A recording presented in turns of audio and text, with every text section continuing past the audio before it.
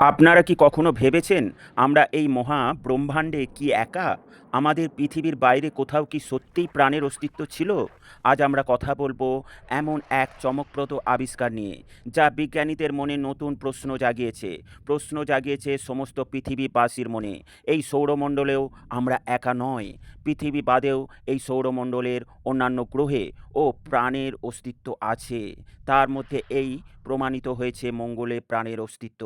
নাসার perseverance rover, যেটি এখন মঙ্গলের জেজেরো ক্রেটারে ঘুরে বেড়াচ্ছে, সম্প্রতি খুঁজে পেয়েছে ব্রাইট অ্যাঙ্গেল ফরমেশন নামে এক রহস্যময় অঞ্চলের শিলা। আর এই শিলাগুলোতে লুকিয়ে আছে এমন রাসায়নিক চিহ্ন যা ইঙ্গিত দিচ্ছে মঙ্গলের অতীতে হয়তো ক্ষুদ্র অতি ক্ষুদ্র জীবনের অস্তিত্ব ছিল। পারসিভারেন্স রোভার এর শরীরে লাগানো আছে এক অসাধারণ যন্ত্র। এর পূর্ণ রূপ হলো scanning habitable environment with Raman and luminescence for organic and chemicals. সহজভাবে বললে এটি শিলার ভিতরে থাকা জৈব পদার্থ এবং খনিজকে শনাক্ত করতে পারে। ব্রাইট অ্যাঙ্গেল অঞ্চলে এখন এই যন্ত্র দিয়ে পরীক্ষা করা হলো। এখন এটি বিস্ময়কর ফল পাওয়া গেল। শিলার ভেতরে ধরা পড়ল অর্গ্যানিক কার্বন এর উপস্থিতি, আর সবচেয়ে শক্তিশালী সংকেত পাওয়া গেছে অ্যাপোলো টেম্পল নামের জায়গায়। শুধু এখানেই শেষ নয়, এই শিলাগুলোতে পাওয়া গেছে আরও দুটি বিশেষ খনিজ, ভাইভেনাইট এবং গ্রেগাইট। এই খনিজগুলো সাধারণত পানিতে গঠিত হয়, আর পৃথিবীতে এগুলোকে আমরা মাইক্রোবিয়াল জীবনের সাথে সম্পর্কিত পরিবেশেই দেখি। অর্থাৎ মঙ্গলে এই জায়গায় একসময় জল ছিল, আর সেই জলে হয়তো জীবনও ছিল। এখন প্রশ্ন হলো, এই জৈব পদার্থগুলো কিভাবে তৈরি হলো? টেক্সাস এম বিশ্ববিদ্যালয়ের ভূতাত্ত্বিক ডক্টর মাইকেল টাইস দুইটি সম্ভাবনা তুলে ধরেছে। কোনো জীব ছাড়াই শুধুমাত্র রাসায়নিক বিক্রিয়ার মাধ্যমে এর গঠন সম্ভব।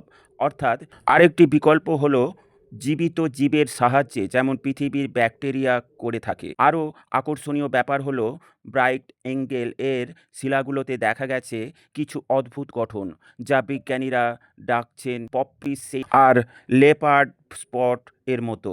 সাধারণত এগুলো তৈরি হয় খুব উচ্চ তাপমাত্রায় বা জীবের সহায়তায়, কিন্তু এখানে কোনো উচ্চ তাপমাত্রার প্রমাণ এখনো মেলেনি। তাহলে কি হবে? মাইক্রোবিয়াল জীবনের ছাপ আমরা খুঁজে পেয়েছি, এটাই এখন সবচেয়ে বড় প্রশ্ন।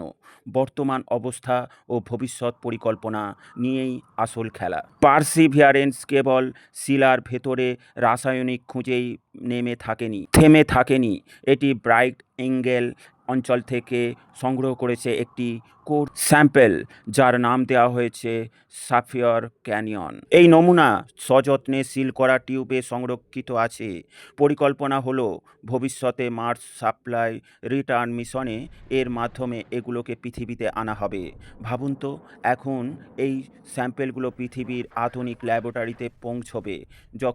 তখন বিজ্ঞানীরা আরও সূক্ষ্মভাবে এগুলো বিশ্লেষণ করতে পারবে, আর সেখানে থেকে হয়তো মিলবে স্পষ্ট প্রাণ। লাল গ্রহের অতীতে প্রাণ সত্যিই ছিল কিনা তার অস্তিত্ব। প্রিয় দর্শক, আমরা এখনও নিশ্চিত নই, তবে প্রতিটি নতুন আবিষ্কার আমাদের কাছে এক ধাপ এগিয়ে দিচ্ছে। নাসার পারসিভিয়ারেন্স মিশন যেন এক রহস্যময় দরজার সামনে দাঁড়িয়ে আছে। সেই দরজা খুললেই হয়তো আমরা জানতে পারবো আমরা মহাবিশ্বে একা নয়। ভাবুন তো, এক সময় হয়তো মঙ্গলের লাল ধুলোমাখা সমতলে বয়ে যেত নদী, জন্ম নিত ব্যাকটেরিয়ার মতো ক্ষুদ্র প্রাণ, আর তাদের অস্তিত্বের চিহ্ন আজও লুকিয়ে আছে শিলার ভেতরে। প্রশ্ন একটাই, প্রমাণ পাওয়ার অপেক্ষা কেবল সময়ের। সম্পূর্ণ ভিডিও সম্বন্ধে আপনাদের মতামত অবশ্যই কমেন্টের মাধ্যমে জানাবেন। প্রিয় দর্শক, ভিডিও ভালো লাগলে লাইক ও শেয়ার করবেন। ডিফেন্স, ফরেন পলিসি ও জিওপলিটিক্স রিলেটেড খবর পেতে এই গ্লোবাল নলেজ বাংলা চ্যানেলটিকে সাবস্ক্রাইব করে আমাদের সাথে জুড়ে থাকুন। সকলকে জানাই আন্তরিক ধন্যবাদ।